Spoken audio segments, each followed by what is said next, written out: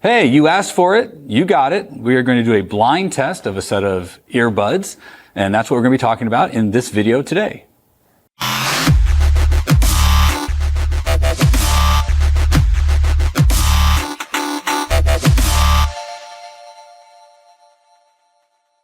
Hi, this is Eric from Audioholics, and today we did a blind test of a set of earbuds. The earbuds were sent to me with all their identifying markers covered up, and I promised not to look them up in any of the process where I was testing the earbuds. So I want to talk to you about the earbuds that I tested.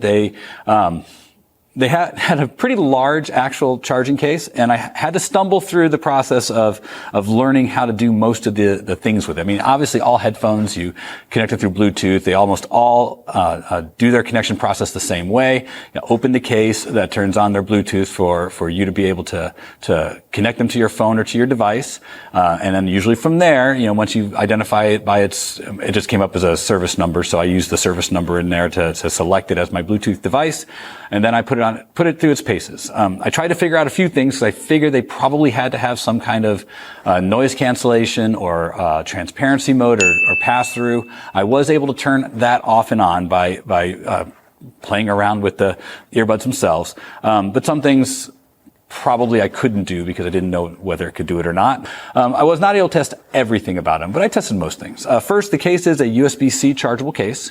It's a little bit bigger than a lot of the other cases that I've had, and compared to the size of the earbuds, which are pretty small in-ear earbuds, the case itself was pretty big. I never depleted the battery on the case. In fact, although I've probably put in 80 hours of listening with these, both running, biking, and just listening to music. I do know the case itself is wirelessly rechargeable because I did set it down on a wireless charging pad to see if it would activate the case or start charging, and it did start charging immediately. So I guess the case has been charged at least once, but I've worn these a lot, and I really have not plugged it in since I plugged it in the first time, which speaks very well for the batteries.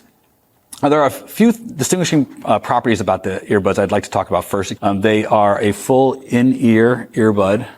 In fact, I found them to be very comfortable. They are weighty in the hand. They feel like they're made from pretty good materials. They do not feel cheap. And they have a magnetic connection, which a lot of them do now, to connect them to the case. They pop right in. The only thing I will say is that the case is kind of bulky compared to other cases. And I know I said that a little bit earlier, but just, it's thicker than your phone. It's not comfortable to put in your pocket. You're really not going to want to, unless you have nice baggy pockets. You throw it in a bag, it's fine, but the case itself is kind of bulky. When I first started listening to them, I found them to be really, really bass heavy.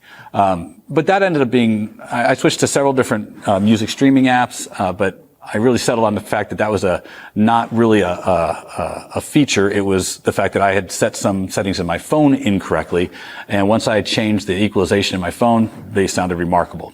I've used them connected to my watch, I use them to my phone, and connected through a computer. On my phone, I've selected both the highest streaming bitrate possible and the lower bit rates, just to kind of make sure I was testing different musical formats.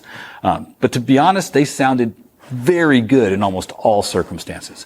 I was able to activate the noise cancellation, and noise cancellation produces a small hiss, and most of them do, but this one was a little more noticeably pronounced. But once music was playing, I couldn't hear that at all. And with podcasts, I couldn't hear them at all. So I want to go through a few of the different things that I thought were good about the headsets, and some areas where I thought there could be some improvement.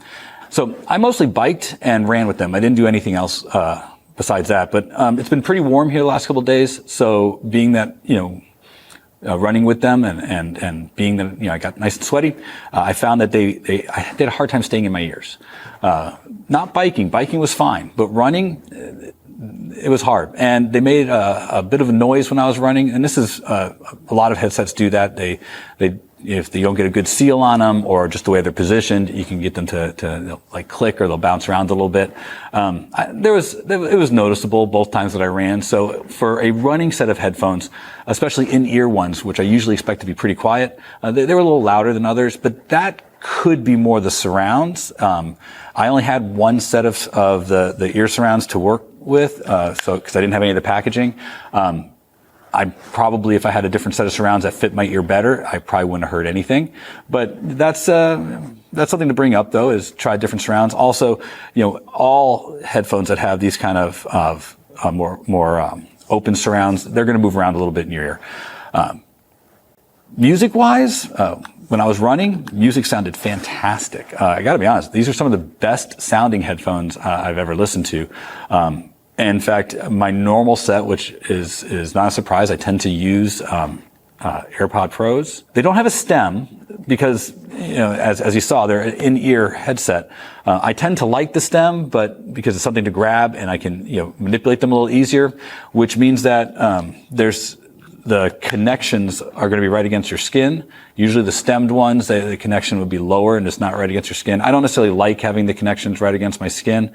It's a preference thing, though. I've worn enough in-ear ones to know that it's not a big deal. And these are all, they appear to be plated, so you're probably not going to have any corrosion issues if you sweat as much as I do. With just talking about everyday listening to music, the headset was remarkable. They sound amazing. They're very good. In fact, these would be something I would replace my normal headsets with and use these exclusively. They work really good, both connected to my watch, connected to my computer, and connected to my phone. Although, I tend to use AirPod Pros, and I like some of the feature set that they have when it comes to handing them off from device to device.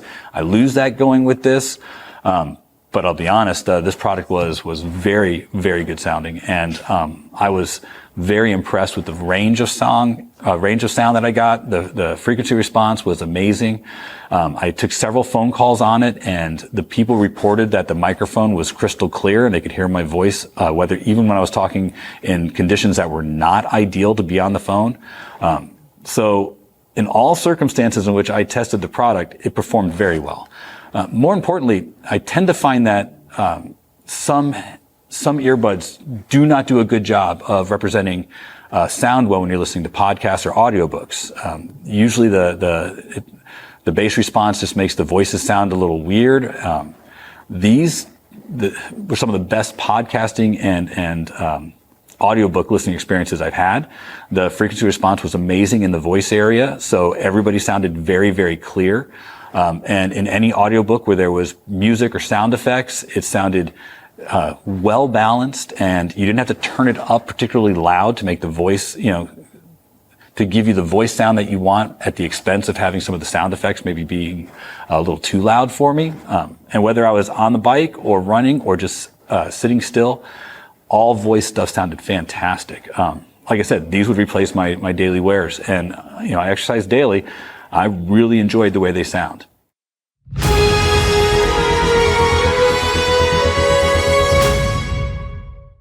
All right, we're going to peel the tape now.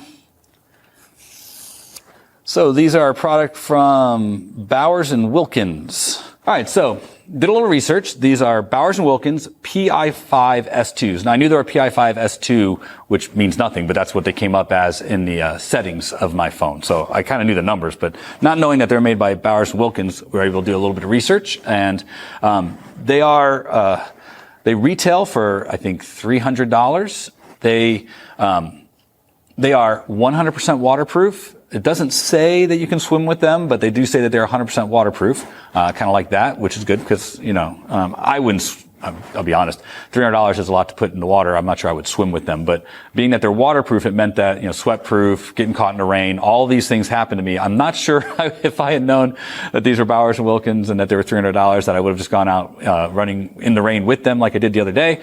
But, knowing that they're waterproof is good. That's good. That's good stuff. All right. So they come in 4 different colors, a light gray, a dark gray, a green, and lilac. So I guess it's like purple. They only have 3 different ear surrounds, which for a product at this price, I'd like a larger variety of ear surrounds. Also, I would like the option to have a foam ear surround and not just the little flappy ones, because if you're going to pay that kind of money, I'd want something that would be a little more secure and form-fitting to the ear, because that's what I would expect for that. Although you don't get that with a lot of other products. You have to buy them separate. I'm thinking for $300 they should put them in there. The foam one should be there. I did read a little bit more on the manual. They promise a pretty large range of battery life. Nothing on the packaging suggests what the battery life is, but a little bit of the website suggests that you would expect to have a couple hours of listening time that you would then have to put them back in and get them recharged. Didn't find anything about quick charging, but the fact that it is wireless rechargeable is nice and convenient and pretty handy. Overall, I found it to be a really good product. As I said earlier, I would probably be replacing my everydays, but this is a little higher quality one than I would probably want to run or bike in. I'd be a little nervous about I don't feel bad when I lose an inexpensive set of headphones if I'm running or biking. I would feel a little bad if I lost one of these when I was running or biking. So at the same time, they sounded amazing. They were really good sounding headphones. So it's really hard not to deny they have a great audio range. Be sure to give this video a thumbs up. And if you can, subscribe. Also, you can subscribe to us through our Patreon channel at patreon.com/audioholics. If you subscribe there, you get access to all of our reviewers, including Gene himself. So again, this has been Eric from Audioholics, and keep listening.